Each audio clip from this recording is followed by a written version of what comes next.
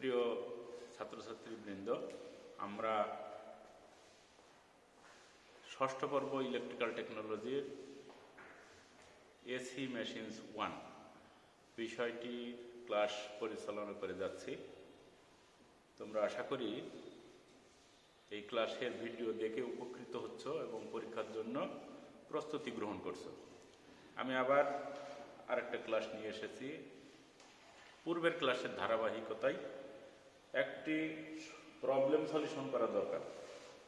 তো problem solution করতে যেয়ে আমি একটা প্রবলেম বাছাই করেছি, সেটা আমি তোমাদেরকে বোর্ডে করে দেখাবো।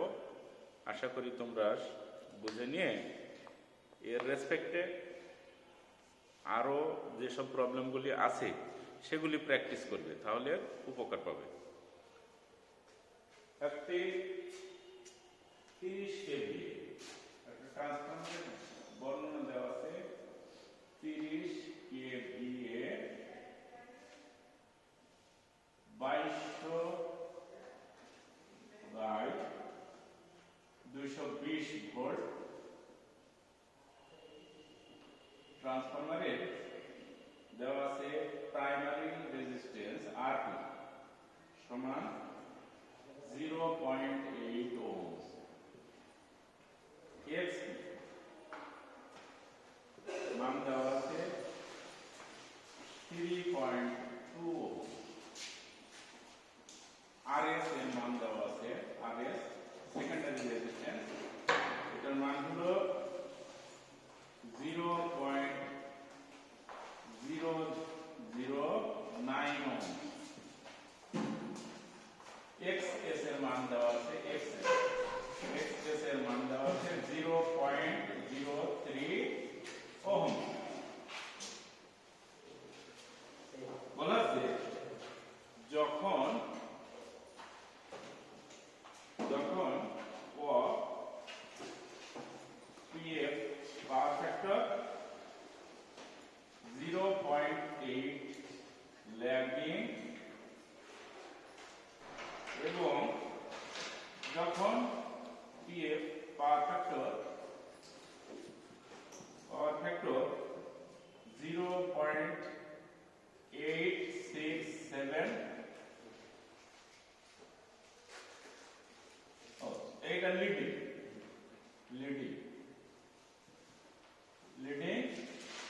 তখন ভোল্টেজ রেগুলেশন শতকরা ভোল্টেজ রেগুলেশন কত, ভোল্টেজ রেগুলেশনের মান বের করতে। এখানে আমি তথ্যগুলি আবার রিপিট করছি। প্রাইমারি রেজিস্ট্যান্সের মান দেওয়া আছে, প্রাইমারির ইন্ডাকটিভ রিঅ্যাকট্যান্সের মান দেওয়া আছে, প্রাইমারির সেকেন্ডারির রেজিস্ট্যান্স দেওয়া আছে, সেকেন্ডারির ইন্ডাকটিভ রিঅ্যাকট্যান্সের মান দেওয়া আছে, আর ট্রান্সফরমারের রেটিংগুলো দেওয়া আছে। 30 KVA primary by secondary voltage হলো 2200 ভোল্ট বাই 220 ভোল্ট। আর পাওয়ার ফ্যাক্টর দুই রকম পাওয়ার ফ্যাক্টর দেওয়া আছে, একটা হলো 0.8 ল্যাগিং এবং আরেকটা 0.867 লিডিং। এই পাওয়ার ফ্যাক্টরে, দুই ধরনের পাওয়ার ফ্যাক্টরে ভোল্টেজ রেগুলেশন কত হবে, অর্থাৎ দুই ধরনেরই ভোল্টেজ রেগুলেশন বের করতে হবে। তো ভোল্টেজ রেগুলেশনের সূত্র গতদিন দেখানো হয়েছে। আমি শুরু করছি অঙ্কটি। প্রথমেই কিন্তু আমাদের দরকার এর দরকার থাকে, কারণ এই যে আরপি এক্সপি আছে, আরএস এক্সএস আছে, এইগুলিকে ইন টার্মস অফ প্রাইমারি অথবা ইন টার্মস অফ সেকেন্ডারিতে কনভার্ট করতে হবে। কনভার্ট না করলে তোমার এই যে ইকুইভ্যালেন্ট রেজিস্ট্যান্স অথবা ইকুইভ্যালেন্ট ইন্ডাক্ট্যান্সের মান বের করা যাবে না, পাওয়া যাবে না। যেহেতু ট্রান্সফরমেশন রেশিও বের করতে হবে, এটা হলো প্রবলেম সলিউশন। তাহলে আমি আমার যা যা দেওয়া আছে তার মধ্যে আমি দেখতে পাচ্ছি এ এর মান কত। এর মান হলো, আমরা তো জানি প্রাইমারি রেজিস্ট্যান্স, প্রাইমারিতে ইনডিউস ভোল্টেজ আর সেকেন্ডারি ইনডিউস ভোল্টেজ। এখানে ভিপি বাই ভিএস দিলেও সমস্যা নাই, আসলে এখানে দেওয়া আছে ভিপি বাই ভিএস, একই কথা। তাহলে পাওয়া গেল 2200 ভোল্ট দেওয়া আছে প্রাইমারিতে, 220 ভোল্ট সেকেন্ডারিতে। যদি ভাগ দেওয়া যায় তাহলে এখানে এ এর মান হয় 10, এ এর মান হয় 10। তাহলে এই 10 এ থাকলো। এখন টেকনিকের বিষয় যেটা, সেটা হলো যে আমি নিজেই সিদ্ধান্ত নেব আমি প্রাইমারি সাইডে ভোল্ট থেকে ভোল্টেজ রেগুলেশন বের করব না সেকেন্ডারি সাইডে বের করব। তো গতদিন যেটা দেখানো হয়েছে বেশিরভাগই মনে হয় প্রাইমারি সাইডের ডাটাগুলি ব্যবহার করা হয়েছে। তো ঠিক একইভাবেই করি। তাহলে primary resistance equivalent resistance in terms of primary, এর ফর্মুলা কি? Rp plus a square Rs। মনে আছে তো না? মুখস্থ করতে বলেছিলাম। Rp এর মান কত? 0.8 ওহমস। সরি, এখানে ওহমস চিহ্নটা না দিই। আর এখানে a স্কয়ার হলো 10 স্কয়ার ইনটু Rs এর মান 0.009। এখানে ক্যালকুলেট করলে কত পাওয়া যাবে? এটা 100 তো, তাহলে 0.9 ইকুয়াল টু 1.7 ওহমস। তাহলে দেখো আরই প্রাইমটা পাওয়া গেল কত? 1.7 ওহমস। ঠিক একইভাবে xe প্রাইম বের করব। xe প্রাইম প্রাইমারি সাইডে ইকুইভ্যালেন্ট রিঅ্যাকট্যান্স অথবা equivalent resistance in terms of primary, প্রাইমারির রেসপেক্টে সমতুল্য ইম্পিডেন্স কত? xp সূত্র কিন্তু এক, শুধু রেজিস্ট্যান্সের স্থলে রিঅ্যাকট্যান্স হবে। xp plus a square xs equal to এর মানগুলি জাস্ট বসিয়ে দেব। xp এর মান হলো 3.2 plus a square 10 square into xs এর মান 0.03। তাহলে 3.2 প্লাস 100 ইনটু 0.03, তাহলে এটা 3 দাঁড়ায় 100 দিয়ে গুণ দিলে, তাহলে 6.2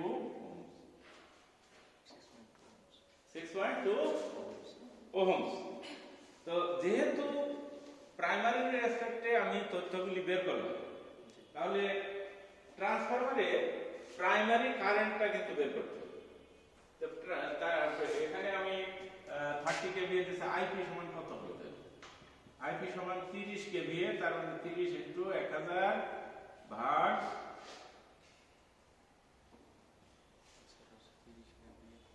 ভোল্টেজ। প্রাইমারি ভোল্টেজ কত? Primary voltage 2200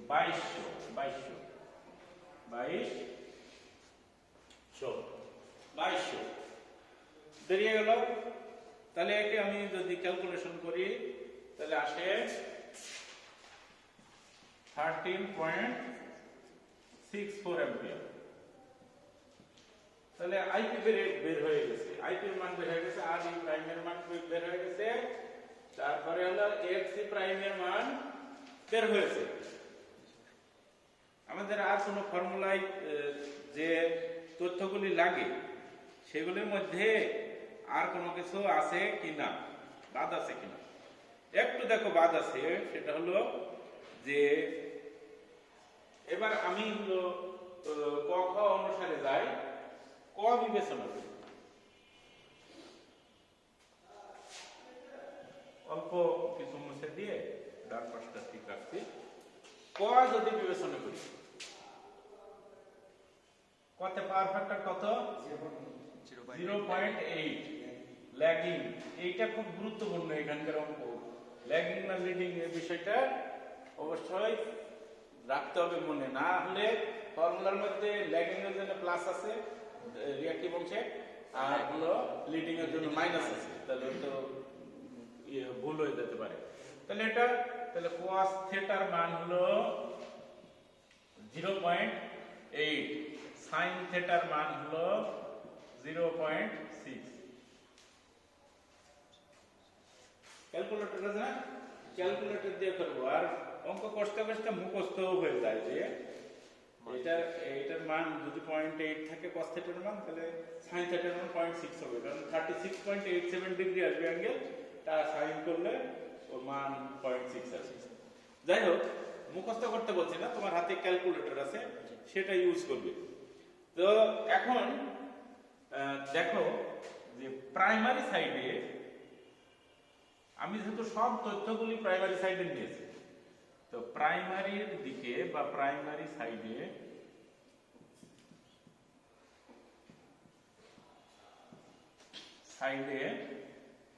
no load voltage no load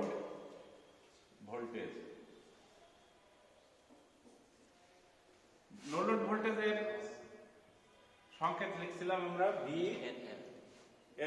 NL হচ্ছে সাবস্ক্রিপ্ট, এই নিচে কেমন ইকুয়াল টু রুট ওভার এইটা কি ধরনের পাওয়ার ফ্যাক্টরে? Lagging power ফ্যাক্টরে। তাহলে ল্যাগিং পাওয়ার ফ্যাক্টরের সূত্রটা লিখে ফেলবো। তাহলে সূত্রে কি ছিল মনে আছে? V full load cos θ plus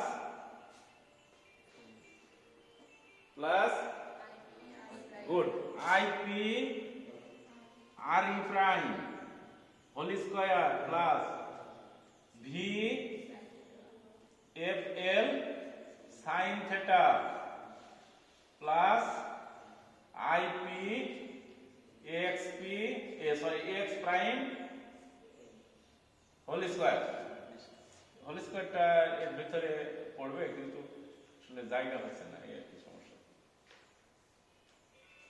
এই হোল স্কয়ার কেমন হোল স্কয়ার ফর্মুলা VNL এর ফর্মুলা তাহলে আমি বসালাম। এখন সকল তথ্যগুলি দেখো আমার রেডি আছে, খালি বসিয়ে দেব। কেমন?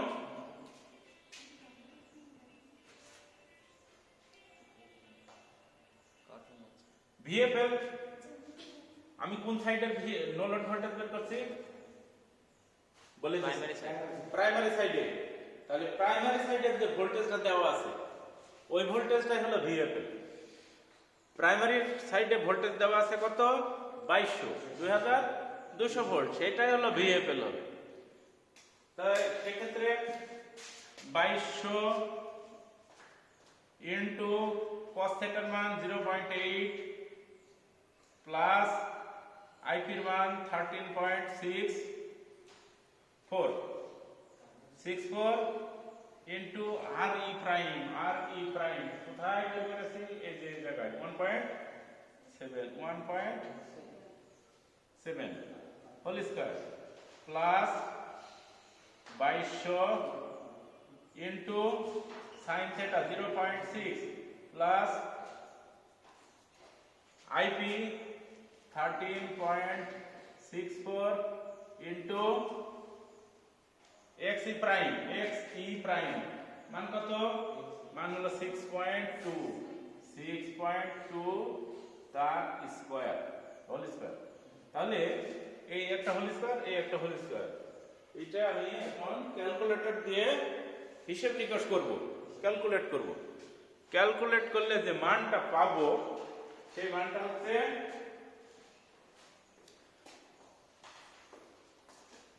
2269.927 ভোল্ট। যেহেতু এটা ভোল্টেজ একক, অবশ্যই ভোল্ট। তাহলে 2269.927 ভোল্ট। তো এই V নো লোড ভোল্টেজ বেরিয়ে গেছে, আর ফুল লোড ভোল্টেজ আমার জানাই আছে আগে থেকে। ফুল লোড ভোল্টেজ কত? 2200, অর্থাৎ 2200। তো এখন ভোল্টেজ রেগুলেশনের সূত্রতে চলে যাই।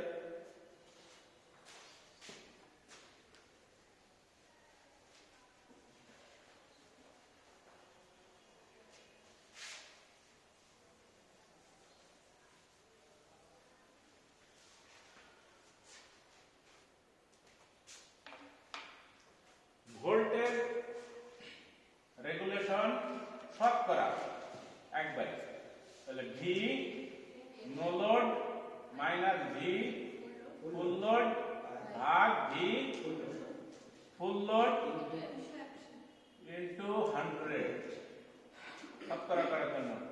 তো V 2269.927 বিয়োগ 2200 ভাগ 2200, উপরে গুণ আছে 100।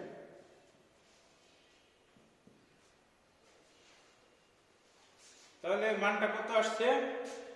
মানটা আমরা আবার ওই ক্যালকুলেটর দিয়ে বের করে নিব।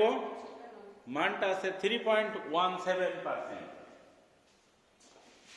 3.17%। তাহলে ক এর উত্তর আমরা পেয়ে গেছি। ক এর পাওয়ার ফ্যাক্টর ছিল 0.8 ল্যাগিং পাওয়ার ফ্যাক্টর।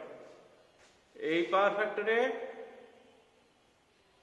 আমি ভোল্টেজ রেগুলেশন বের করছি 3.17% বা 70। খতে কি তথ্য দেওয়া আছে সেদিকে দেখি। খতে পাওয়ার ফ্যাক্টর দেওয়া আছে, পাওয়ার ফ্যাক্টর cos θ, তাই তো? খতে পাওয়ার ফ্যাক্টর বা একে cos θ বলছি, এর মান দেওয়া আছে 0.867 লিডিং। তার মানে পাওয়ার ফ্যাক্টরটা লিডিং দেওয়া আছে। তো এখানে থিটার মান বের করো বা sin থিটার মান বের করো একবারে। sin থিটার মান কত হবে? আবার আমরা ক্যালকুলেটর ব্যবহার করব। ক্যালকুলেটর ব্যবহার করে আমি cos θ থেকে sin θর মানটা বের করে নিব। তো সেই ক্ষেত্রে sin থিটার মান আসছে 0.498। 0.498। এখানে আগে cos ইনভার্স করে থিটা মান বের করবে, থিটাকে আবার sin করবে, তাহলে 0.498 মান পাওয়া যাবে sin থিটা। তো এখন প্রয়োজনীয় যে তথ্যগুলি সেগুলি যেহেতু আগের অঙ্কে বের করা আছে, আমি আর ওইটা রিপিট করছি না। যেমন আইপি দরকার, আইপি বের করা আছে, আর ই দরকার, আর প্রাইম সেটা বের করা আছে, এক্সি প্রাইম বের করা আছে। তাহলে ওই দিকে আর আমার বাড়তি পরিশ্রম করার দরকার নাই। কিন্তু যদি ইন্ডিভিজুয়াল অঙ্ক থাকে তাহলে একদম সরাসরি ওভাবে করে দেবো। ওই ডাটাগুলি আমি এখন ইউজ করতে পারবো। তাহলে এই ক্ষেত্রে ভিএনএল এর মান কত? এই প্রাইমারি, এটা তো অবশ্যই ইন টার্মস অফ প্রাইমারি, তাই তো?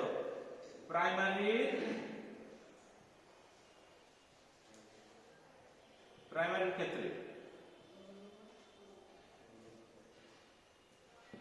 ক্ষেত্রে নো লোড ভোল্টেজ না হলে তোমার পরে তো ডাটাগুলি বসাতে সমস্যা হতে পারে। তো আবার এই ফর্মুলা বসিয়ে নিতে হবে আগে। VFL cos θ plus IP R E prime whole square plus VFL sin θ। এবার এখানে মাইনাস হবে। এখানটায় রিঅ্যাক্টিভ কম্পোনেন্ট যেটা, সেখানে লিডিং এর বেলায় প্লাস ছিল, কিন্তু এখন মাইনাস হবে। IP X E prime whole square সব ঠিক আছে, শুধুমাত্র রিঅ্যাক্টিভ কম্পোনেন্টের এখানে মাইনাস আসবে লিডিং এর ক্ষেত্রে। এখন ফর্মুলাগুলো বসিয়ে দিই, এই ডাটাগুলি ফর্মুলাতে পুট করি। তাহলে এটা হলো, যেহেতু প্রাইমারি সাইডে বসাচ্ছি 2200 ইন্টু 0.867 প্লাস আইপি 13.64 আগে বের করা আছে ইন্টু আর ই হলো 1.7 whole square plus VFL 2200 sin θ এর মান হলো 0.498 minus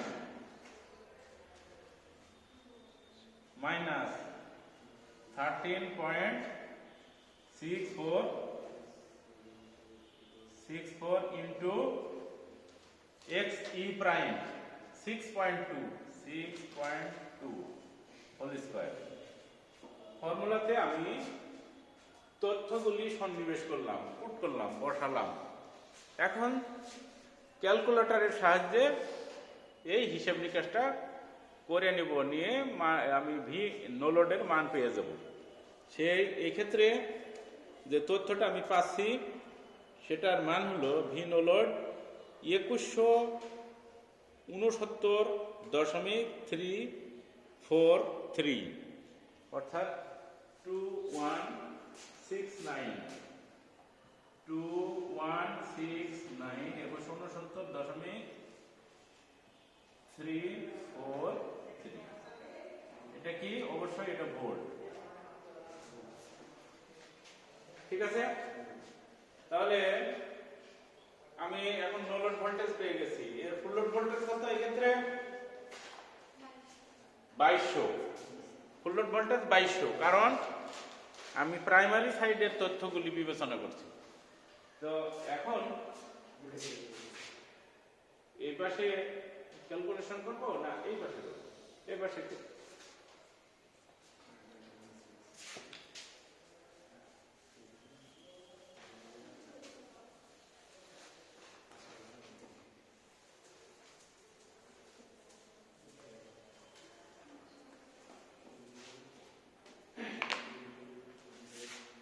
voltage regulation percentage equal to VFL minus VNL, একটু গন্ডগোল হচ্ছে, VNL minus VFL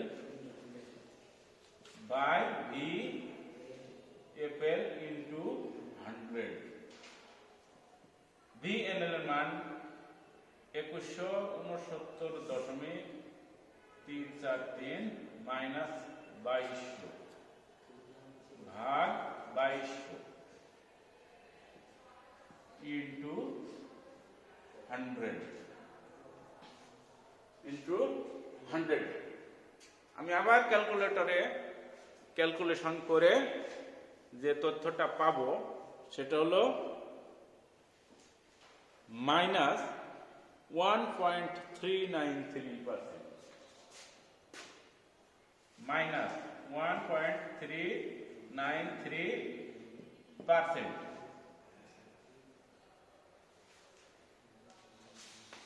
থিওরি পড়ার বেলায় আমি বলেছিলাম যে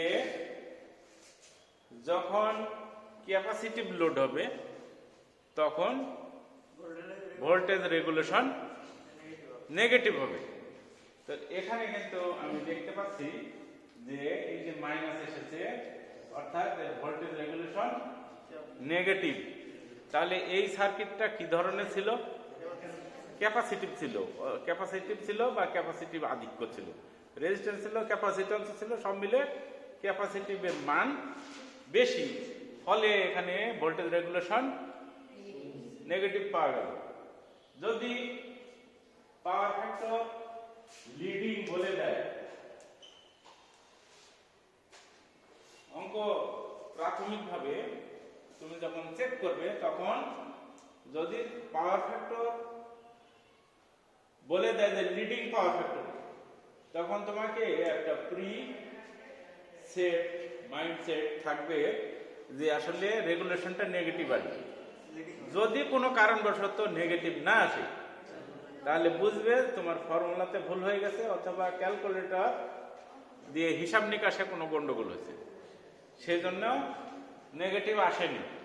তাছাড়া আরেকটা বিষয় থাকতে পারে যে ডাটাগুলো যা দেওয়া আছে তা সঠিক মনে হয় নাই, এমন ঘটনাও কিছু ঘটতে পারে। তবে আগের দুটোই বেশি ফলো করতে হবে, যে আমি যে ফর্মুলা ব্যবহার করেছি তাতে কোনো জায়গায় ভুল হয়েছে, পুট করেছি মানগুলো সেখানে হয়তো ভুল হয়েছে, অথবা এমনও হতে পারে যে শেষের অংশে VNL মাইনাস VFL ওই জায়গায় হয়তো উল্টে দিয়েছে, তাহলে সেই ক্ষেত্রে পজিটিভ এসে যাবে।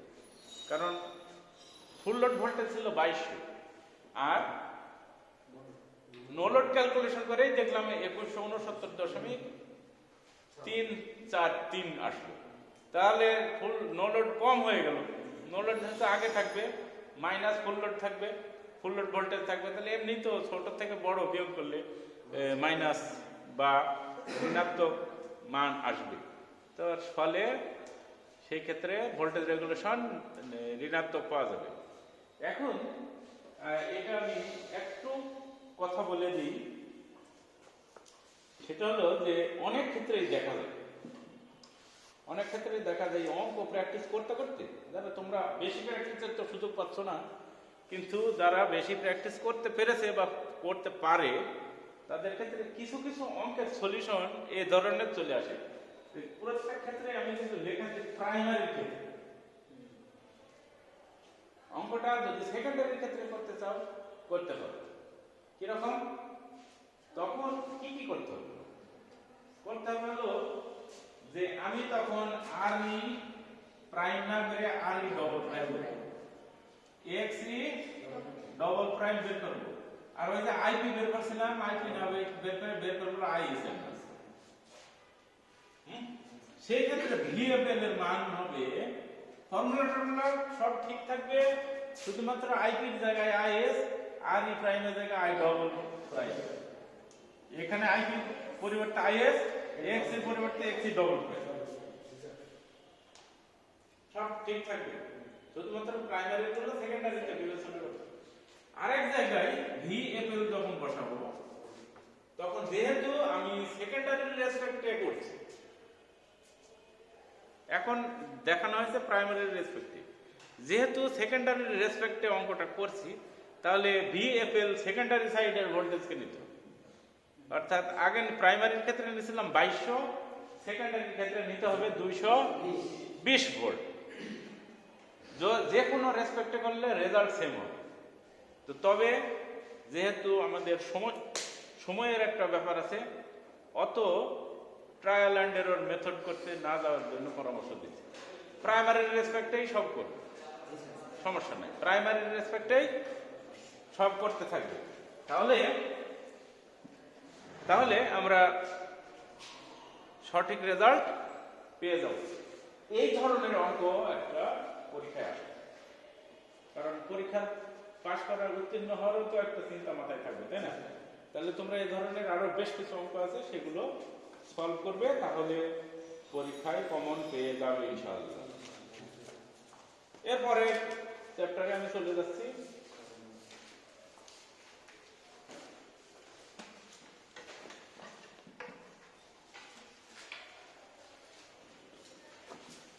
আরেকটা গুরুত্বপূর্ণ চ্যাপ্টার, আরেকটা গুরুত্বপূর্ণ অধ্যায়,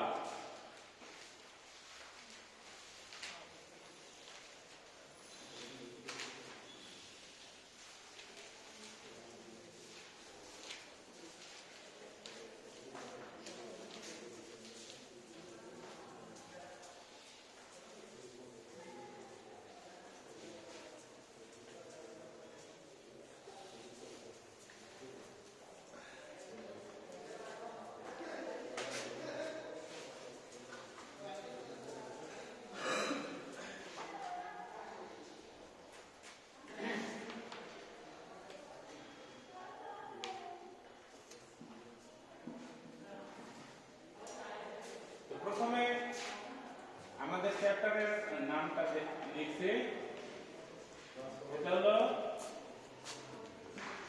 ইফিসিয়েন্সি।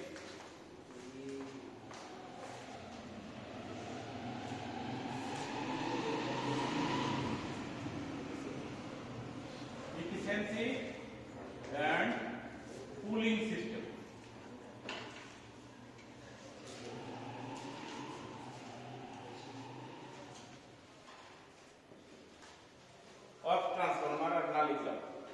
যেহেতু ট্রান্সফরমারের চ্যাপ্টারই আমরা পড়ছি, সুতরাং সেটা না লিখলেও বুঝতে পারছি যে ট্রান্সফরমারের আমি পড়ছি। তো ইফিসিয়েন্সির বাংলা কি? দক্ষতা। দক্ষতা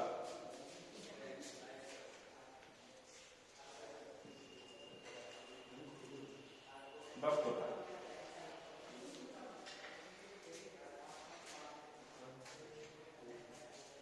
আমি ট্রান্সফরমারের ক্ষেত্রে বলছি, ট্রান্সফরমার তো একটা ইলেকট্রিক্যাল মেশিন, এ ব্যাপারে আমাদের দ্বিমত নেই।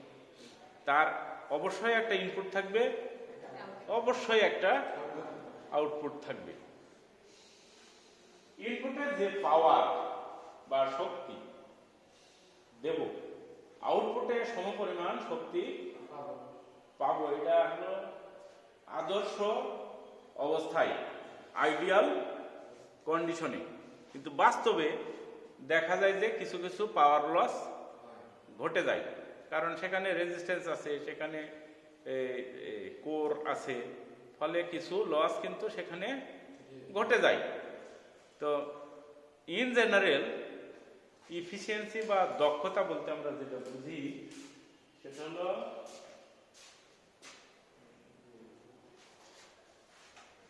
আমরা যেটা বুঝি সেটা আউটপুট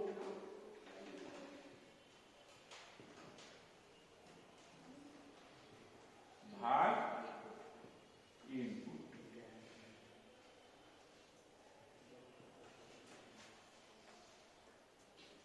আউটপুট ভাগ ইনপুট, ইনপুট নিচে যাবে, আউটপুট উপরে যাবে, ইনপুট নিচে যাবে। তো আউটপুট ভাগ ইনপুট। তো ট্রান্সফরমারের ক্ষেত্রে বা যে কোনো মেশিনের ক্ষেত্রে আসলে কিছু না কিছু লস সংঘটিত হয়, ট্রান্সফরমারের ক্ষেত্রেও হবে। লসটাকে আমরা যদি খুব সংক্ষেপে লিখতে চাই, একেও শতকরা হিসাবে লেখা যেতে পারে, একেও শতকরা হিসেবে লেখা যেতে পারে, বেশিরভাগই শতকরা হিসেবে লেখা হয়।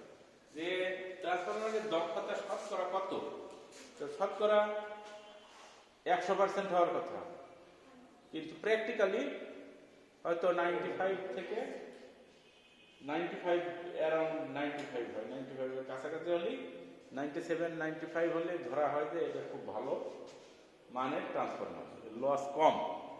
তো সেক্ষেত্রে এই যে দক্ষতা, এই দক্ষতাটাকে একটা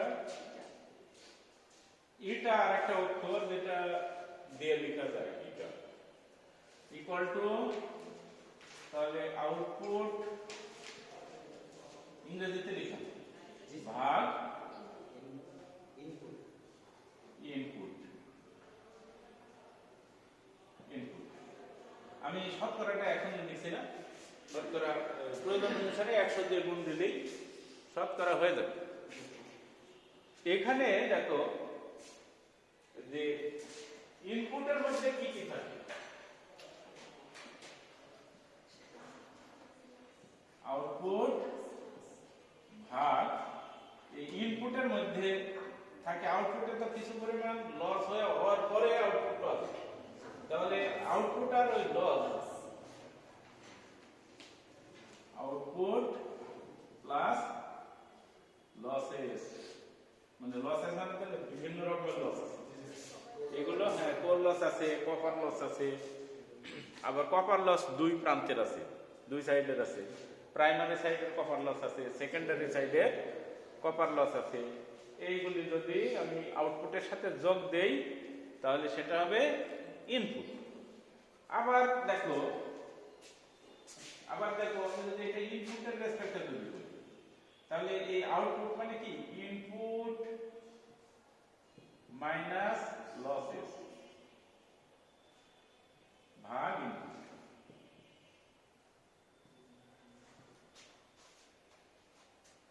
ঠিক আছে না?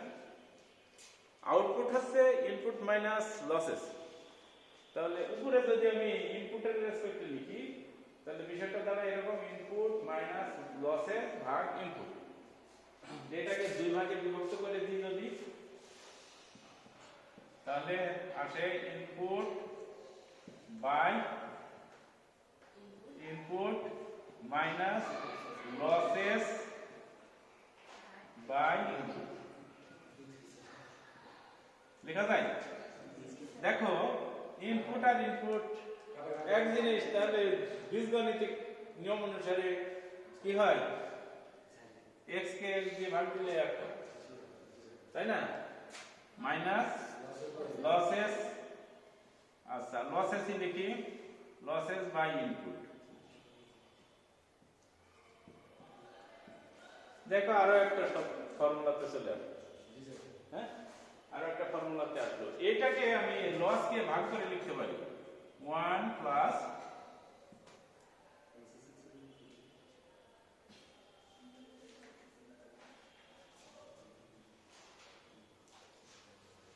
এখানে ইনপুট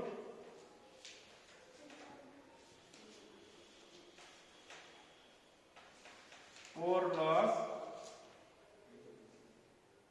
প্লাস কপার লস, পারি না? পারি। কোর লস কপার লস পারি এরকম লিখতে। এটা আবার 3 ভাগেও বিভক্ত করে দেওয়া যায়, তাহলে আসে কত? এটা মাইনাস তো, এই জায়গায় প্লাসটা ভুল এসে গেছে, ভুলে প্লাস এসে মাইনাস কোর লস,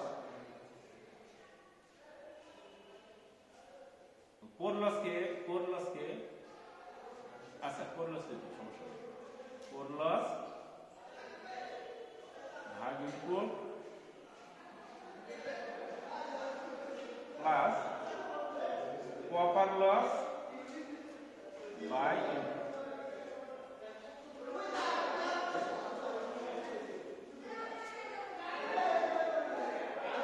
এই যে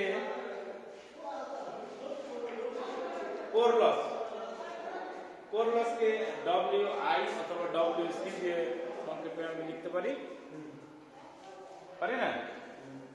এই যে কোর লস যেটা WI দিয়ে লিখতে পারি, এটা হলো WCU দিয়ে লিখতে পারি। অর্থাৎ এটাকে যদি আরেকটু সংক্ষিপ্ত করতে চাই, মাইনাস WI আয়রন লস অথবা copper loss input plus WCU by input.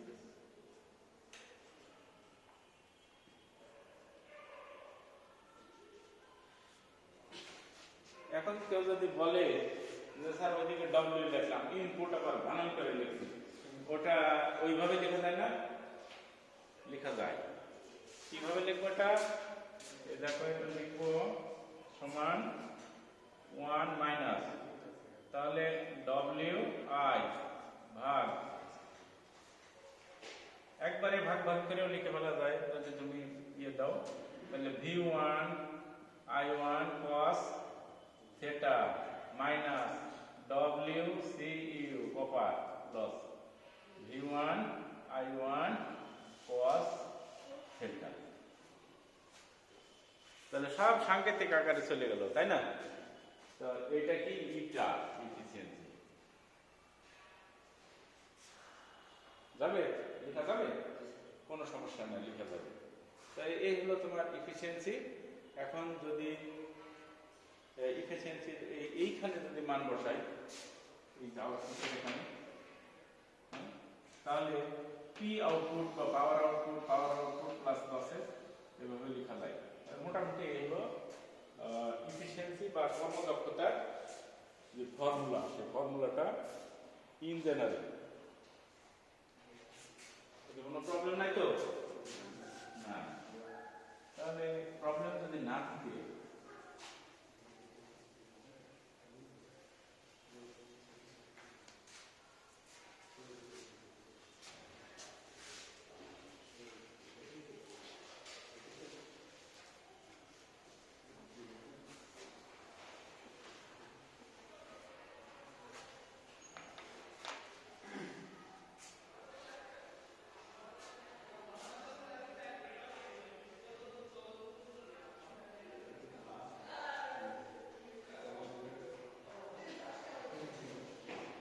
Loss গুলোর মধ্যে আমাদের কোর লস আছে আর কপার লস আছে। লসের মধ্যে আছে কোর লস এবং কপার লস। কি কি বিষয় কোর লসকে প্রভাবিত করে, অর্থাৎ কোর লসের মধ্যে কোন কোন জিনিস ভূমিকা রাখে? তো ভূমিকা এখন যেমন পাওয়ার ফ্যাক্টর ভূমিকা রাখে, তারপরে ভোল্টেজ ভূমিকা রাখে, ফ্রিকোয়েন্সি ভূমিকা রাখে। কি কি রাখে? পাওয়ার ফ্যাক্টর ভূমিকা রাখে হলো কোর লসের ক্ষেত্রে,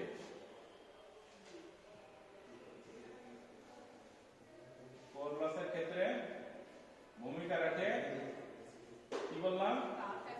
পাওয়ার ফ্যাক্টর, ভোল্টেজ, ফ্রিকোয়েন্সি। তিনটা জিনিস ভূমিকা রাখে। কিভাবে ভূমিকা রাখে এটা যদি বলতে চাও তাহলে আমরা বলতে পারবো, সেটা হলো যে কোর লসের মধ্যে দুই ধরনের লস থাকে। কি কি? এডি কারেন্ট লস আর হিস্টেরিসিস লস। তো এডি কারেন্ট লসের ভিতরে এই ভোল্টেজ আছে, ফ্রিকোয়েন্সি আছে, ফর্মুলাগুলি যদি আমরা বসাই তাহলে ওইগুলি চলে আসবে, যা 1 নম্বর চ্যাপ্টারে না 2 নম্বর চ্যাপ্টারে এগুলো আলোচনা অলরেডি হয়ে গেছে। কপার লসের ক্ষেত্রে কি কি জিনিস ভূমিকা রাখবে? কপার লস, এই কপার লসের মধ্যে ভূমিকা রাখবে, এখানে পাওয়ার ফ্যাক্টর থাকবে, এখানে ভোল্টেজ থাকবে, ফ্রিকোয়েন্সি থাকবে, আর লোড থাকবে। লোড কি জন্য থাকবে? লোড এই জন্য থাকবে যে লোড যত বেশি হবে রেজিস্ট্যান্স তত বেশি হবে, কারেন্টের উপর তত প্রভাব ফেলবে। আই স্কয়ার আর লস বেশি করে দিলে কপার লস বেশি হবে। এই জিনিসগুলো প্রভাব বিস্তার করে। তাহলে কোর লসের উপর প্রভাব বিস্তার করে বা প্রভাব ফেলে পাওয়ার ফ্যাক্টর, ভোল্টেজ, ফ্রিকোয়েন্সি। আর কপার লসের উপর প্রভাব বিস্তার করে পাওয়ার ফ্যাক্টর, ভোল্টেজ, ফ্রিকোয়েন্সি, আর সাথে লোড বলা হয়েছে। লোড বলা হয়েছে মূলত রেজিস্ট্যান্স আছে লোডের মধ্যে, সেই কারণের জন্য এই বিষয়টি উল্লেখ করা হয়েছে। এবং এই রেজিস্ট্যান্স যত বাড়ানো হবে সেই ক্ষেত্রে পাওয়ার লস তত বেশি পাবো, লাইনে লোড যত বেশি পাবো। এই বিষয়গুলি সংক্ষেপে বলা হয়েছে। এখন এই যে দক্ষতা আমরা পেলাম, দক্ষতা বললাম না, দক্ষতা তার ইংরেজি হলো ইফিসিয়েন্সি। এটা ট্রান্সফরমারের ক্ষেত্রে বা যে কোনো জিনিসের ক্ষেত্রে যখন খুবই সর্বোচ্চ পরিমাণ আউটপুট পাওয়া যায় তাহলে সেটা সর্বোচ্চ দক্ষতা। কিছু কম আউটপুট পাওয়া যেতে পারে, তার থেকে কম আউটপুট, সর্বনিম্ন আউটপুটও পাওয়া যেতে পারে। যাই হোক, সর্বোচ্চ আউটপুট আমরা যখন পাই, সর্বোচ্চ দক্ষতা যখন আমি পাই ট্রান্সফরমারে, তখন একটা ক্যালকুলেশন আছে। সেটা কি দেখতে পারি, এটা অবশ্যই খুব ইম্পর্টেন্ট একটা জিনিস।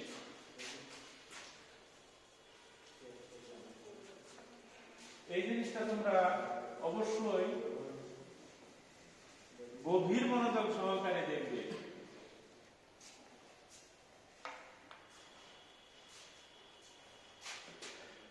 তাহলে ইংরেজিতে আমরা বলবো ম্যাক্সিমাম ইফিসিয়েন্সি।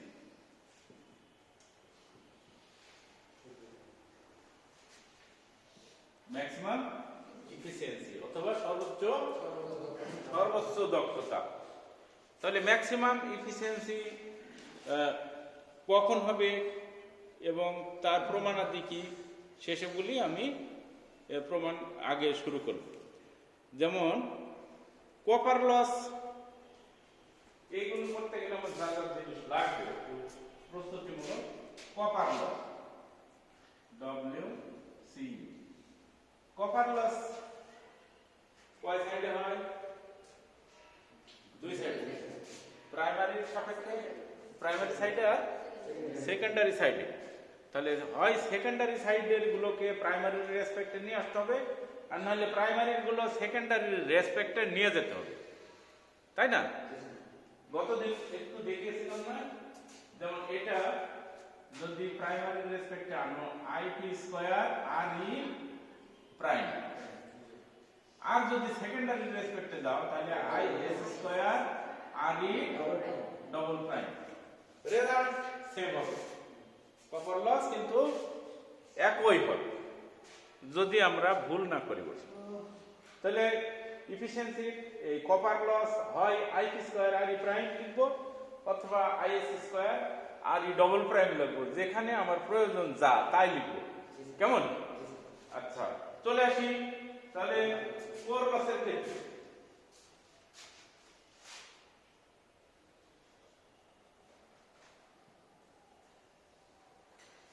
সি অথবা আই দিয়ে লেখা যেতে পারে, আমি বললাম আয়রন লস লেখা যেতে পারে। এটাতে দুইটা অংশ থাকে, কিছুক্ষণ আগে কিন্তু উল্লেখ করলাম। এখানে অংশ থাকে কয়টা? দুইটা, একটা হলো hysteresis loss, hysteresis loss plus আরেকটা অংশ থাকে এডি কারেন্ট লস। দুই লস থাকে, এই দুই লসকে সংক্ষিপ্ত ভাবে আমি বলতে পারি WH plus eddy current W কি ই। এডির প্রথম করি সেজন্য এই দুইটা অংশ এভাবে লিখতে পারি। তাহলে এডি কারেন্ট লস আর হিস্টেরেসিস লস এই দুটো যদি আমি যোগ করি তাহলে মোট কোর লস পাওয়া যায়। Core loss input input input power, input power, input power P, এটা পি দিয়ে লিখতে পারি বা পি আই দিয়ে লিখতে পারি। তাহলে ফর্মুলাটা একবার লিখেছি, সেটা হলো ভিপি অথবা V1 আইপি অথবা I1 cos theta. Input power, input পাওয়ার হলো VI cos থিটা। তাহলে ইনপুট পাওয়ার পেলাম, লস গুলো আলাদা করে ওই যে লেখা হয়ে গেছে। তো আমি যে ফর্মুলাটা দেখালাম ইফিসিয়েন্সি, ইফিসিয়েন্সি সমান কি লেখা যেতে পারে? ইফিসিয়েন্সি সমান লেখা যেতে পারে, বলো, input minus losses, input minus, আচ্ছা লসেস না দিয়ে কি কি লস আছে? কপার লস আছে, কোর লস আছে, ভাগ কি হবে? আউটপুট ভাগ ইনপুট, নিচে আবার ইনপুট হবে। তাহলে ইনপুটকে, ইনপুটের ফর্মুলা তো আমি উপরে একবার লিখে ফেলেছি, তাই না? তাহলে এই ইনপুটের বদলে এটা লিখি VP IP cos theta, cos theta অথবা থিটা পি লেখা যেতে পারে, মাইনাস কপার লস, কত কপার লস বোর্ডে, কপার লস আমি একবার লিখেছি। যদি মনে করেন যে না ডব্লিউ দিয়ে একবার সাজাই গোছাই লিখি, তাহলে সাজাই প্রাইমারির রেসপেক্টে আপাতত লিখি IP square R E prime minus copper loss গেল তো কোর লস, কোর লস তো আমরা ওইভাবে পারবো না, কোর লস তুমি ডব্লিউ কোর বা ডব্লিউসি দিয়ে, উপরেরটা তাহলে আউটপুট হলো, নিচে ইনপুট হবে, নিচে ইনপুট হলো ভিপি আইপি cos থিটা। তাহলে এখন দেখো আউটপুট ভাগ ইনপুট, তাহলে সব ভোল্টেজ এবং কারেন্টের রেসপেক্টে লেখা হয়েছে। এগুলিকে যদি আমি এখন পার্ট পার্ট ভাগ করে দিই, ওই যে আগে যেমন ভাগ দেখালাম ওভাবে আংশিক আংশিক করে যদি দিই, এখানে কত হবে ভিপি আইপি cos থিটা, তাহলে এটা একটা অংশ VP IP cos theta minus IP square R E prime by VP IP cos theta minus minus এই ডব্লিউসি বা core loss by VP IP cos theta. তাহলে তিনটা অংশ পেয়ে গেলাম, তাই না? এই তিনটা অংশ দেখো, এটা উপরের এবং নিচেরটা এক, অর্থাৎ লব এবং হর দুইটা কিন্তু একই রকমের। একই রকম যদি হয় তাহলে দুইটা ভাগ হয়ে মান কত হয়?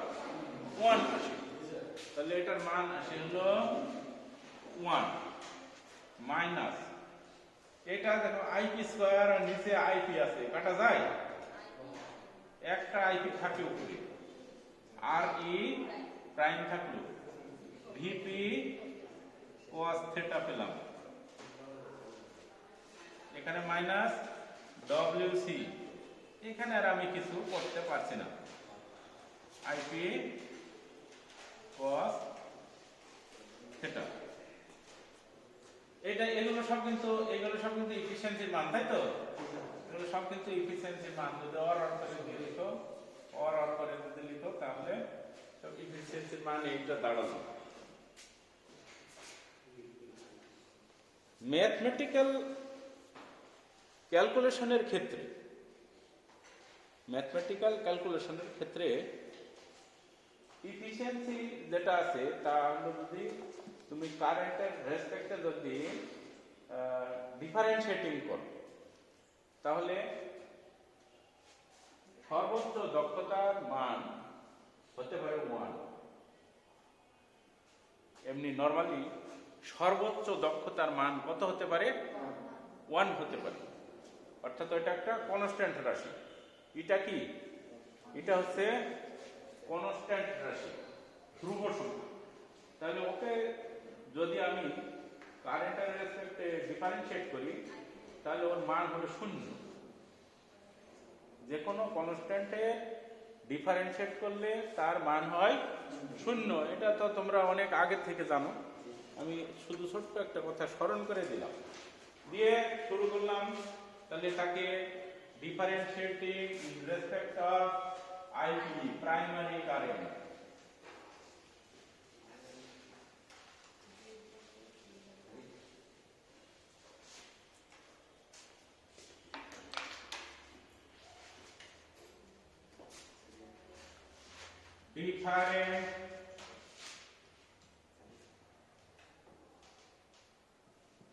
Differentiating both sides with respect to IP, সংক্ষেপে এরকম লেখা যায়। আমি আগে বলেছি এই যে ইটা যেটা, সেটা কি কনস্ট্যান্ট। কনস্ট্যান্ট হলে তার ডিফারেন্সিয়েট করলে মান কত হবে? 0। 0 কিছুক্ষণ আগে বললাম, এখন বলতে 0। 0টা কেটে এই জায়গায় বললাম 0। 1 তো নিঃসন্দেহে কনস্ট্যান্ট, 1 নিঃসন্দেহে কনস্ট্যান্ট। তাহলে 1 এর যদি ডিফারেন্সিয়েট করি, মান কত হবে? 0। কারেন্টের রেসপেক্টে এটাও 0। মাইনাস মাইনাস থাকলো, কার রেসপেক্টে ডিফারেন্সিয়েট করছি? আইপি এর রেসপেক্টে যদি ডিফারেন্সিয়েট করি, তাহলে ওই যে আইপি 1 হয়ে যাবে। তাহলে আর ই প্রাইম থাকে, আর থাকে ভিপি cos থিটা। তাহলে আইপি ডিফারেন্সিয়েট করলে চলে গেল মাইনাস, আবার আইপি আছে নিচে, আইপি আছে নিচে। তাহলে নিচে যদি আইপি থাকে, ডিফারেন্সিয়েট করলে মাইনাস আইপি স্কয়ার, তাই না? আচ্ছা, মাইনাস অর্থাৎ মাইনাস আইপি 1/p, 1/ip। এটা যদি তুমি ডিফারেন্সিয়েট করো, d/dip, মান কত হবে? মাইনাস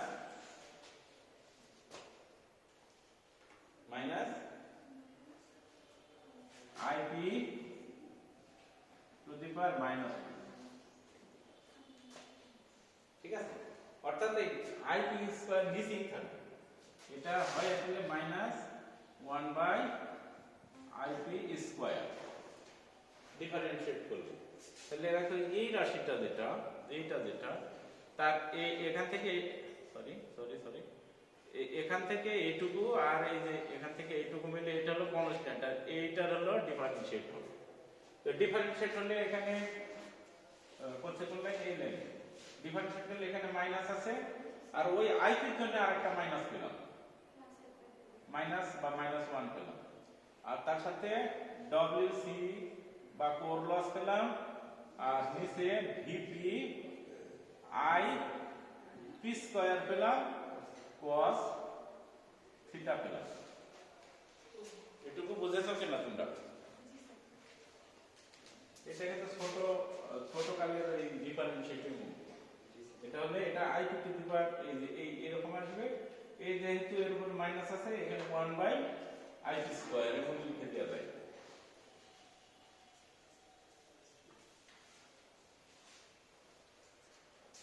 তাহলে এই যে ইকুয়েশনের মধ্যে দুইটা জিরো আছে, ওই জিরো লেখার কি দরকার আছে?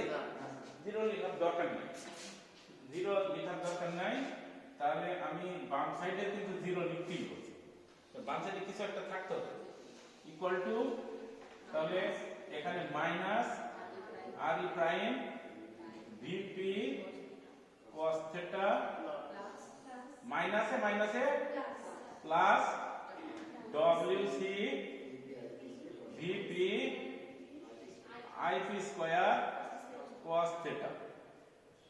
যেহেতু একটা অংশ মাইনাস একটা অংশ প্লাস, যে অংশটা মাইনাস তাকে যদি সাইড চেঞ্জ করে নিয়ে যাওয়া যায় তাহলে মাইনাসটা প্লাস হয়ে যাবে গেলে, আর এটা হবে কি R E prime by VP cos theta equal to WC VP IP square cos theta হলো। এখন একটু খেয়াল করে দেখো যে উভয় পাশেই VP cos theta VP cos theta নিচে আছে, নিচে আছে, কাটাকাটির চিন্তা আমি করছি। যেটা চিন্তা করছি যে ভিপি cos থিটা দ্বারা উভয় পাশকে গুণ করব, উভয় পাশকে ভিপি cos থিটা দ্বারা গুণ করে পাই। কি পাই? ওই গুণ থাকবে না, 1 থাকবে। তাহলে এটার রেজাল্ট আলটিমেটলি দাঁড়ায় কি? উপরে আর ই ওই প্রাইমটা কিন্তু এখানে এই লাইন থেকে বাদ চলে গেছে, তা বাদ দিল মানে। তাহলে এর নিচে আর কিছু থাকলো না, মানে 1 থাকবে ইকুয়াল টু কোর লস ভাগ ভিপি এবং cos থিটা থাকলো না, থাকলো কি আইপি স্কয়ার। আমি আর নিচের দিকে নিচু হয়ে লিখতে পারছি না, তাহলে আমি এদিকের এই লাইনটা বুঝে দিলেই আমার মোটামুটি কাজ হয়ে যাচ্ছে।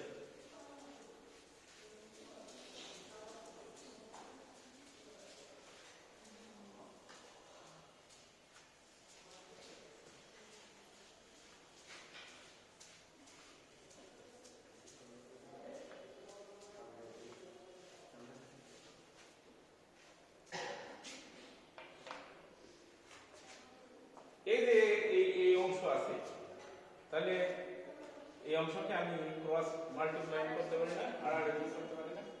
আড়াআড়ি গুণ করলে যেটা পাই হবে সেটা আসে কি ডব্লিউসি অর্থাৎ core loss equal to IP square R E prime. IP square R E prime শুরুতে লিখেছিলাম, ওটা কি কোন লস? Copper loss. ফর্মুলা লিখেছিলাম কি IP square R E prime অথবা IS square R double prime, দুটো যে কোনো একটা। আমি এখানে পাচ্ছি IP square R E prime, তাহলে এটা কি কপার লস। আর এটা কি? এটাকে তো আমি আগে কোর লস লিখেছি, ও ধরে নিয়েছি, আর এটা হলো কপার লস।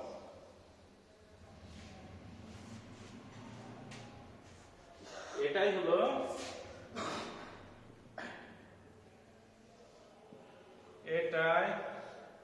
দেখি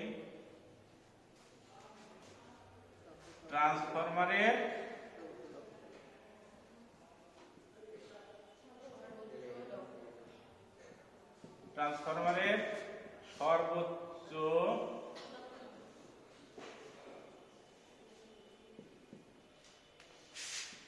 দক্ষতার শর্ত।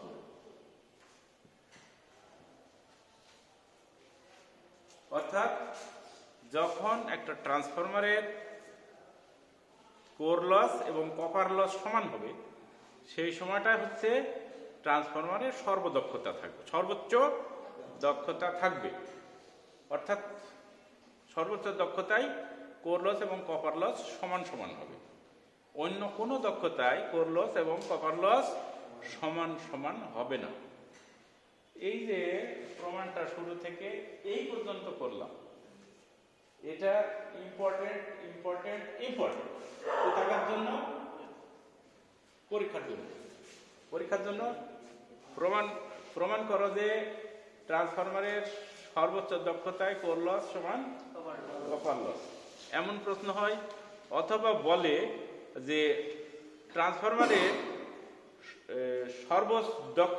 সর্বোচ্চ দক্ষতায় শর্তটি প্রতিপাদন করো, তারপরে হলো স্থাপন করো, এই ধরনের প্রমাণ করো, এইসব কথাবার্তা আসে। তাহলে সেক্ষেত্রে তুমি যদি এইটুকু যেভাবে বললাম, এ তো মুখস্থ কোনো বিষয় না, তুমি যে অঙ্কগুলি আগে শিখেছো সেইগুলোরও প্রয়োগ জায়গায় জায়গায়, শুধুমাত্র কোনটাকে কি ধরতো, এটা তোমার ইলেকট্রিক্যাল যে টার্ম, ইলেকট্রিক্যাল টার্ম কোনটা কি ধরবো সেটা তো আমরা আগে থেকে জানি। সেভাবে করে এগিয়ে গেলে প্রমাণটা হয়ে যাবে, একবার কিন্তু দেখতে হবে। তো এখান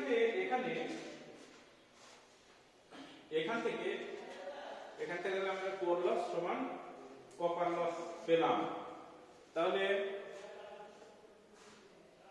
এর রেসপেক্টে আরো কিছু সূত্র কিন্তু তৈরি করা যায়, যেমন IP square R E prime, এটার সময় বললাম আমি কোর লস, ডব্লিউ দিয়ে লিখি, ডব্লিউ কোর মানে কোর লস। তাহলে আইপি স্কয়ার সমান কত হলো, কোর লস ভাগ আর ই প্রাইম।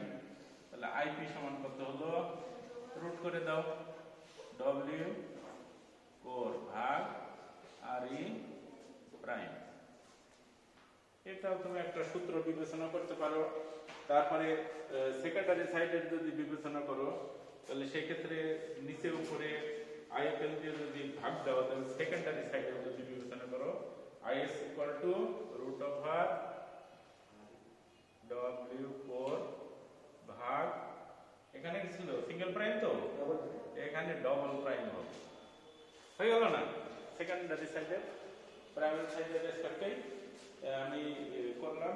এক্ষেত্রে যদি উপরেও ফুল লোড কারেন্ট, নিচেও ফুল লোড কারেন্ট দিয়ে গুণ দিই, অর্থাৎ এটা যদি এমন করি, উপরে আই ফুল লোড ভাগ আই ফুল লোড, আসলে গুণটা তো আদৌ করা হয়নি, তাই না? একবার গুণ দিয়েছে আর একবার ভাগ দিয়েছে, মিটে গেল, কিন্তু ওর থেকে আরো অন্য একটা আউটপুট আমরা নিতে চাই। তাহলে আই ফুল লোড ভাগ আই ফুল লোড, এটা যদি তুমি ক্যালকুলেশন করে ভিতরে নিয়ে যেতে চাও, তাহলে দেখো কি থাকে। এই যে বাইরের যে ফুল লোড কারেন্ট, একটু দৃষ্টি আকর্ষণ করি, বাইরের যে অংশটা, সেই অংশটা রুটের ভিতরে গেলে স্কোয়ার হয়ে ঢুকে, আবার এর ভিতরে যদি স্কোয়ার কোনো জিনিস থাকে বাইরে নিলে রুট ওভার করে ঢুকে, অর্থাৎ এখানে যদি এক্স স্কোয়ার থাকে তাহলে বাইরে গেলে এক্স বের হয়ে যাবে, আবার বাইরে যদি এক্স থাকে ভিতরে ঢুকলে এক্স স্কোয়ার হিসেবে ঢুকবে। তাহলে এই জায়গায় ফুল লোড আছে যে, একটা ফুল লোড উপরেরটা আমি রাখি আর নিচেরটা ভিতরে ঢুকিয়ে দেব, তাহলে আইএস সমান কত হবে, আইএফএল থাকলো, এটা গুণ হিসেবে থাকলো, রুট ওভার এই নিচেরটা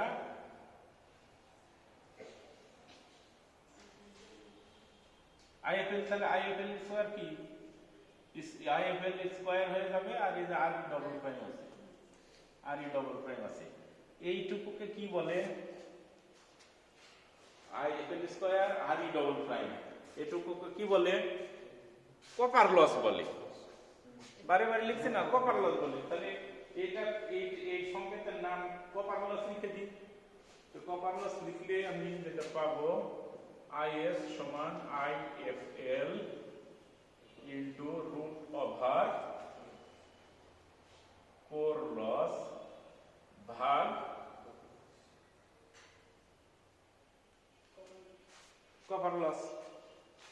তাহলে কোর লস কে কপার লস ভাগ দিয়ে তার রুট করে ফুল লোড কারেন্ট দিয়ে যদি গুণ করো তাহলে পাওয়া যাবে হলো সেকেন্ডারি কারেন্ট। সেকেন্ডারি কারেন্ট, তাহলে এখানেও একটা ফর্মুলা বেরিয়ে গেল, ঠিক কি না? এখানেও কিন্তু একটা ফর্মুলা বের হয়ে আসলো। তাহলে সর্বোচ্চ ক্ষমতায় কেভিএ লোড কত হবে? সর্বোচ্চ ক্ষমতায় কেভিএ লোড হবে অর্থাৎ কেভিএ ম্যাক্সিমাম হবে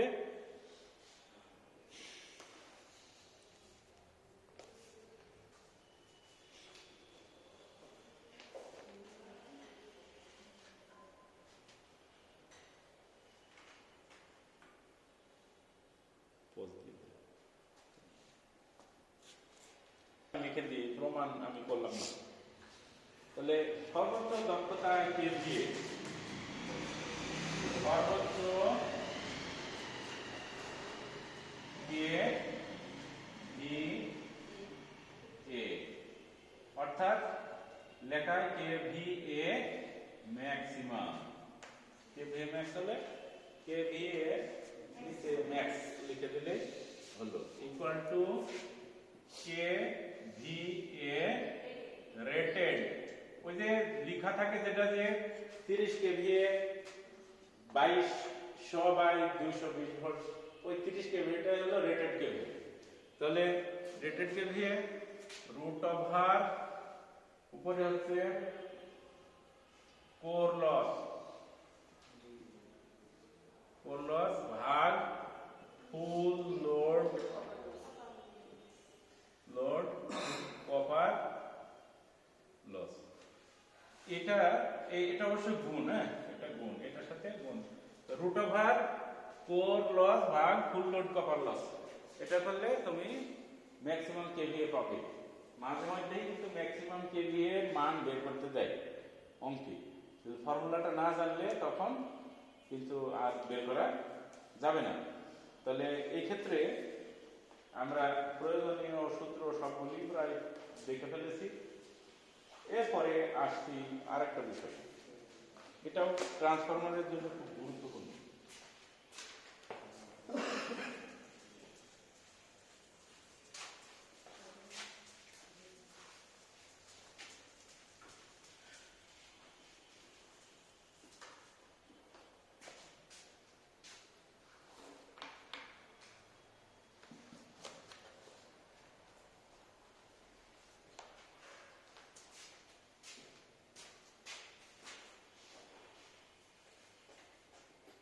all day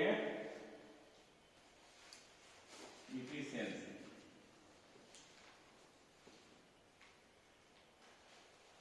বাংলায় বলি আমরা সারা দিনের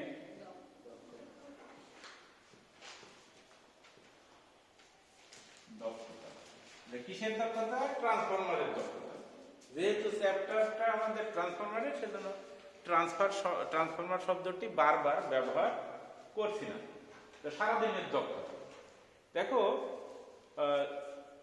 মোটরের ক্ষেত্রে, মোটর বলো অন্যান্য যে সমস্ত মেশিন বলো, সেই সমস্ত মেশিনগুলি সারাদিন কিন্তু পাওয়ার দিয়ে রাখা লাগে না, এনার্জাইজ করা লাগে। তো মোটর যখন চালাবে তখনকার ইনপুট আর তখনকার আউটপুট বিবেচনা করলেই তুমি ইফিসিয়েন্সি পেয়ে যাবে। কিন্তু ট্রান্সফরমারটা ভিন্ন ধরনের বিষয়। ট্রান্সফরমার 24 ঘন্টায় লাইনের সাথে সংযুক্ত থাকে, অর্থাৎ সে সবসময় ইনপুট পাচ্ছে এবং আউটপুটটা ভেরি করছে। কিভাবে ভেরি করছে? এখন আমাদের এই রুমে শুধুমাত্র দুটো লাইট জ্বলছে, কিন্তু যদি গ্রীষ্মকাল হয় তাহলে এর সাথে সাথে অনেকগুলি ফ্যান সহ চলবে। এই সারা দেশের কথা যদি তুমি চিন্তা করো, তাহলে সারা দেশে কোনো ইন্ডাস্ট্রি কখনো বন্ধ হয়ে যাচ্ছে, কখনো চালু হচ্ছে, অফিসগুলো খুলে যাচ্ছে, তারপরে 5টায় বন্ধ হয়ে যাচ্ছে, আবার বাসা বাড়িতে ব্যবহার চলছে। এরকম এক এক সময়ে এক এক রকমের লোড সংযুক্ত থাকে।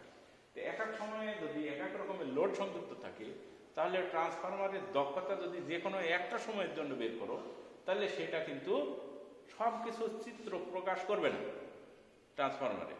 সেই কারণের জন্য ট্রান্সফরমারের দক্ষতা নির্ণয়ের জন্য কি করতে হয়? 24 ঘন্টায় তার অবস্থা কি, দক্ষতা কি, সেটা বের করতে হয়। তো এর 24 ঘন্টার যে দক্ষতা, সারাদিনের দক্ষতা, all day efficiency, all day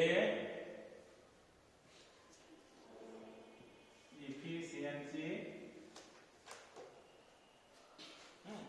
এটাকে সংক্ষেপে লেখা হয়, দেখো, ইটা অল ডে, মানে সারাদিনের দক্ষতা। তাহলে সমান, এর তো ইনপুটও লাগবে আউটপুটও লাগবে, তাই না? তো এ সারাদিনের দক্ষতা যদি হয় তাহলে ইনপুট লিখবো 24 ঘন্টার কিলোওয়াট আওয়ার আউটপুট আর 24 ঘন্টার kilowatt hour input.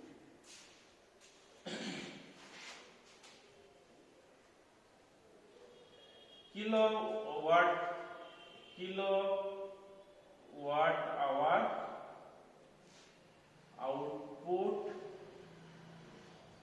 output of 24 hours, kilowatt hour input of 24 hours, মানে 24 ঘন্টার আউটপুট আর 24 ঘন্টার ইনপুট। এটা আর সব করা করতে গেলে 100 দিয়ে গুণ হবে। এটা হলো তোমার অল ডে ইফিসিয়েন্সি ফর্মুলা। তাহলে এই ক্ষেত্রে আউটপুটটা আমরা জানি তো যে আউটপুট মানে হচ্ছে,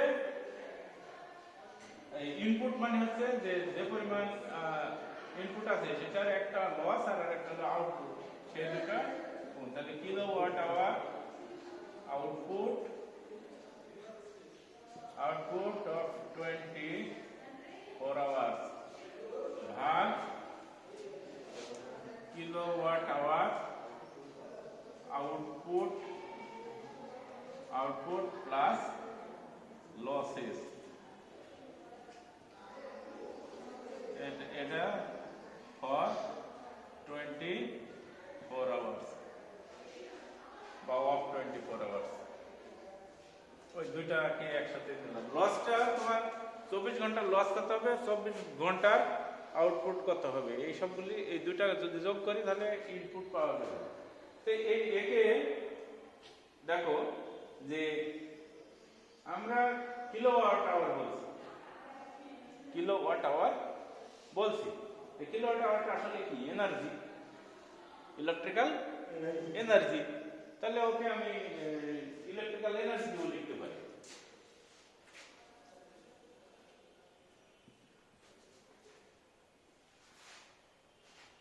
তাহলে এনার্জি আউটপুট ইনটু 24 আওয়ার্স, এই কারণে এনার্জি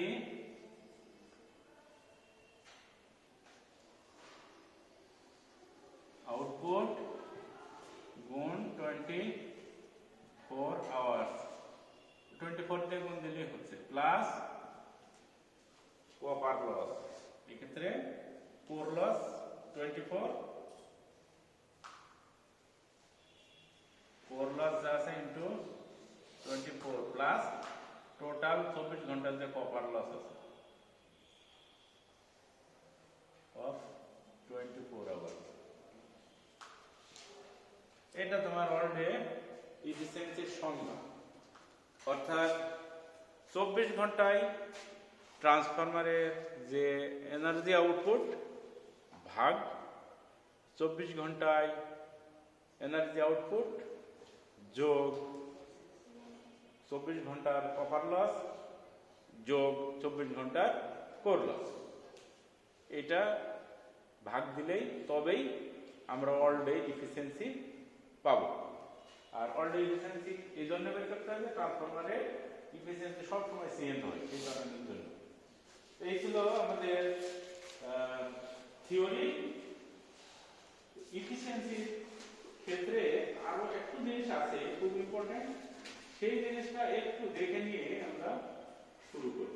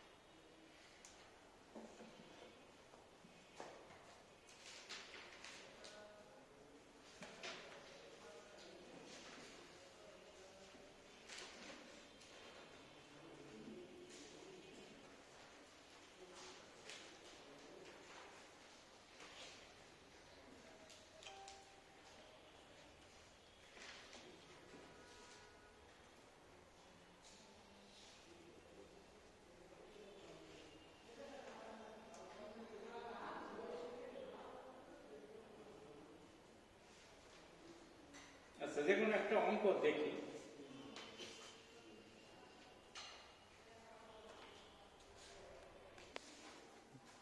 শুরুতেই আমি একটা জিনিসের নিয়ম দেখাবো, তোমরা আশা করি দেখবে। সেটা হলো যে একটা ট্রান্সফরমার ফুল লোড, ট্রান্সফরমারের ফুল লোড কত হলো, ফুল লোড কপার লস যেটা থাকবে এখানে মনে করো 400 আছে, 400 কেমন। যদি হাফ লোড কপার লস বের করতে পারে, ফুল লোড দেওয়া থাকলে যে কোনো লোডে কপার লস কিন্তু বের করে নেওয়া যায়। কিভাবে যায় সেটা হলো যে মনে করো হাফ লোড এ কপার লস, হাফ লোড এ কপার লস সমান হলো এই যে হাফ আছে না, এই হাফের স্কয়ার হবে ইনটু 400। তাহলে হাফের স্কয়ার করলে 1/4 ইনটু 400 সমান হবে 100। আবার যদি বলে যে 1/3 লোডে কপার লস কত, 1/3 স্কয়ার ইনটু 400 সমান তাহলে 3 তারিখে 9, 400 কে 9 দিয়ে ভাগ দিলে যা হয় কত হবে, 400 কে 9 দিয়ে ভাগ দিলে হবে 44.44 ওয়াট। ঠিক আছে। এখানে আরেক ধরনের ব্যাপার আছে। মনে করো একটা ট্রান্সফরমার হলো 25 কেভিএ, কেমন। যদি বলে যে ট্রান্সফরমারটা 10 কেভিএ তে চলে, কত কেভিএ তে চলে, 10 কেভিএ তে যদি চলে তাহলে ফুল লোড কত, এই কপার লস কত। তো এখানে 400 ঠিক রাখলাম যে full load copper loss, full load copper loss হলো থাকলো 400 ওয়াট। তাহলে এই ক্ষেত্রে কত হবে দেখো, 10 আছে না, 10 কে ফুল লোড দিয়ে ভাগ দিতে, তাহলে 10 কে দিয়ে ভাগ 25 কেভি স্কয়ার ইনটু এই 400, তাহলে 10 কেভি তে কপার লস পেয়ে যাবে। তাহলে এখানে ভাগ দাও, 10 কে 25 দিয়ে ভাগ দিলে 2/5 স্কয়ার ইনটু 400।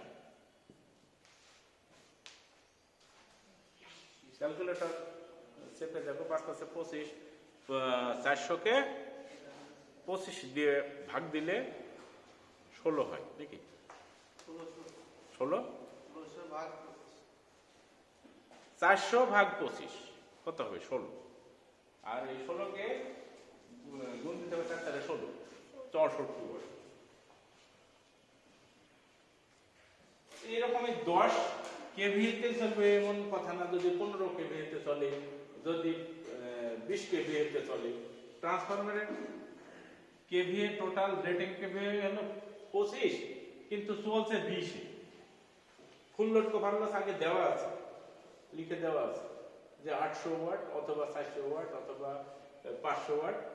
তাহলে সেই ক্ষেত্রে তোমার কপার লস কত, কপার লস ওইরকম উপরে 20 নিচে 25 দিয়ে স্কয়ার করতে হবে, করে into full load copper loss যা তাই দিয়ে গুণ দাও। তাহলে আমি যদি মনে করি যে ওই সময় হলো 800 ছিল, তাহলে ওই গুণ 800, আর এই সব তো ক্যালকুলেটরেই হবে। তো এটুকু ভাগ দিয়ে স্কয়ার করে নেবে, নিয়ে ফুল লোডকে গুণ দিতে হবে, তাহলেই কপার লস পেয়ে যাবে। তাহলে ফুল লোড কপার লস যদি আমি পাই, জানা থাকে এটা, তাহলে কত অংশ লোড নিয়ে চলছে তার স্কয়ার করে ওই ফুল লোড কপার দিয়ে গুণ করলে সেই লোডের, সে যে লোডে চলছে সেই লোডের কপার লসের মান বের করা যাবে। ঠিক এই ধরনের একটা বিষয় এখানে উল্লিখিত আছে। যেমন ধরো এখানে ফুল লোড কপার লস দেওয়া আছে কত, 400 ওয়াট। ট্রান্সফরমারটা চলছে কত লোডে, 1/3 লোডে। তাহলে এই তুলনামূলকভাবে যদি আমি ফুল লোড কপার লসের থেকে যদি বের করি, ওইটাই আগে বের করি, সব কিছু ভেঙে নিয়ম কানুন বাদ দিয়ে।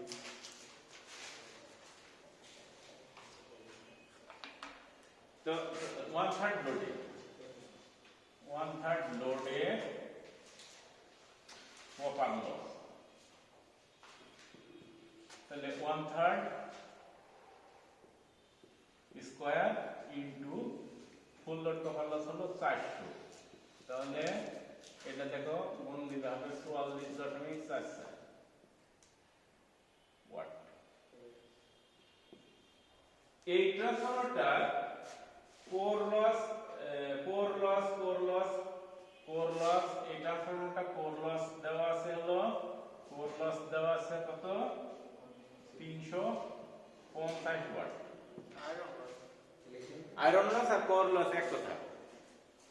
এবং একটা জিনিস মনে রাখবে, ট্রান্সফরমার যে ধরনের লোডেই চালাও না কেন, তা 1%, 2%, 3%, 5%, 25%, 50%, 100%, 150%, 200%, অল ক্ষেত্রে, সকল ক্ষেত্রে ট্রান্সফরমার এর কোর লস সমান থাকে। কোর লস ভেরি করবে না লোডের সাথে সাথে। আবার বলছি, যে কোনো লোডের ক্ষেত্রেই ট্রান্সফরমারের কোর লস একই থাকবে। মনে করো যে ফুল লোড কোর লস হলো 350 ওয়াট, তুমি যদি হাফ লোডে চালাও তাহলে ওই রকমের কোনো কনভার্সন করে নেবে হবে না, 350ই থাকবে। তাহলে core loss fixed. Core loss কি ফিক্সড, যে লোডই চলুক না কেন কোর লসের তুমি কোনো চেঞ্জ করবে না, যা আছে সেটাই নিবে। তাহলে কোর লস ঠিক আছে, আমি কপার লসটা বের করে নিলাম।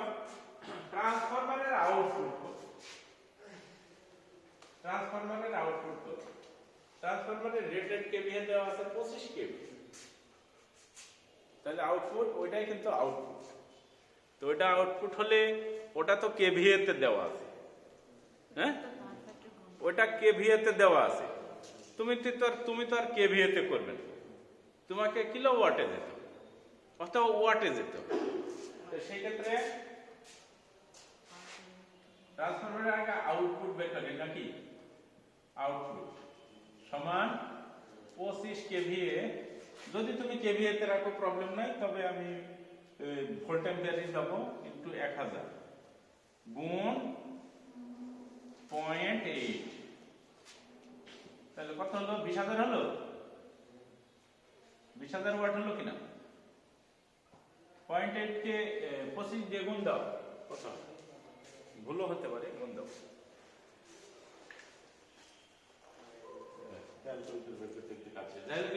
তোমার 20000 ওয়াট হলো, বা 20000 গেলাম কেন, কারণ হলো দেখো এইখানে ওয়াটে দেওয়া আছে কোর লস, এই যে কপার লস ওয়াটে আছে, তাহলে আমার সবগুলো ওয়াটে যেতে হবে না, ওয়াটে যেতে হবে। তাহলে এখন তুমি বের করো 1/3 লোড এ ইফিসিয়েন্সি কি শতকরা efficiency equal to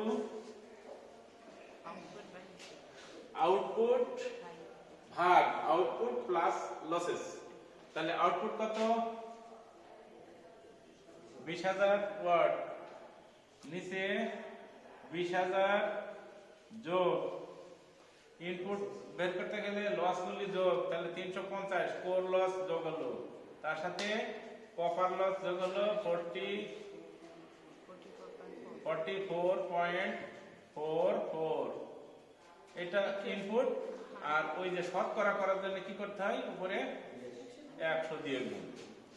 এটা যদি তুমি ক্যালকুলেশন করো কত হবে, ক্যালকুলেশন করলে 94.42 হওয়ার কথা,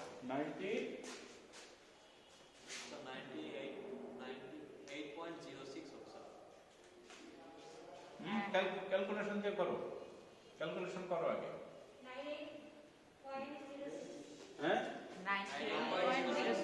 98.06 এই গুণ ঠিক আছে তো 25 কেভিটা? জি স্যার, যদি থাকে তাহলে ঠিক আছে। তাহলে 98.06 থাকে। এখানে 70 ছিল না দিলেও, কারণ তুমি আগে এখানে দিয়ে দিছো, ওতেই হবে। তাহলে এইভাবে ট্রান্সফরমারের দক্ষতা নির্ণয় করতে হয়। কিছুক্ষণ আগে একটা ফর্মুলা দেখালাম, মনে আছে? KVA maximum equal to full load মানে rated KVA into root over core loss ভাগ copper full load copper loss. তাহলে সেই ফর্মুলাতে আমি কেভিএ ম্যাক্সিমাম বের করতে পারি। ওটা হলো কেভিএ ম্যাক্স, সংক্ষেপে বলবো কেভিএ এক্স লিখবো তো, কেভিএ ম্যাক্সিমাম ইকুয়াল টু, তাহলে কি প্রথমে কি রেটেড কেভিএ, কেভিএ যদি ইংরেজিতে লেখো কেভিএ রেটেড এরকম লিখবা, ইনটু রুট ওভার, এটা কি কোর লস ভাগ ফুল লোড কপার লস।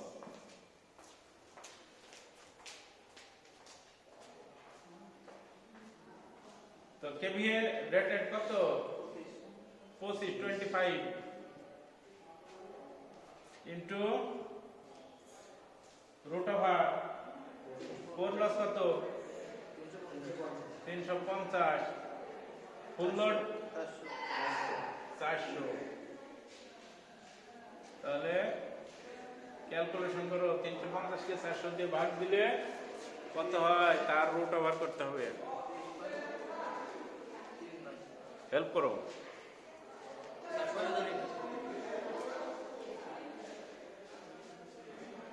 350 ভাগ 400, 23.3। 3 ঘর গেলে কত হয়? তাহলে 39 দেন স্যার, 23.39। 23.39 হলো। এটা কি? তাহলে এখানে আমি অ্যানসারগুলি লিখে দেব। অ্যানসার কি হলো? দক্ষতা, ইফিসিয়েন্সি কত লোডে? 1/3 লোডে, 1/3 লোডে দক্ষতা চেয়েছিল, সেটা কত? 98.06%। আর কি চেয়েছিল? কেভিএ ম্যাক্সিমাম চেয়েছিল, সেটাও আমি বের করেছি 23.39 কেভিএ। জাস্ট এতটুকু লিখলে তোমার অ্যান্সারটা শেষ হয়ে গেল। আবার আমি বলছি, প্রবলেম সলিউশনের পরে এক লাইন করে উত্তর লিখে দেবে, অ্যান্সার লিখে তারপরে তুমি যেটা বের করবে সেটা লিখে দিবে। ওই অঙ্কের ভিতরেই এই জায়গায় একবার অ্যান্সার, ওই জায়গায় একবার অ্যান্সার, সেই জায়গায় একবার অ্যান্সার, এরকম লিখবে না। অ্যান্সারটা শেষের দিকে এসে নিচে একদম অঙ্কের সব নিচে যে লিখে দিবে, তাহলে তোমার প্রবলেম সলিউশন হয়ে গেল। তাহলে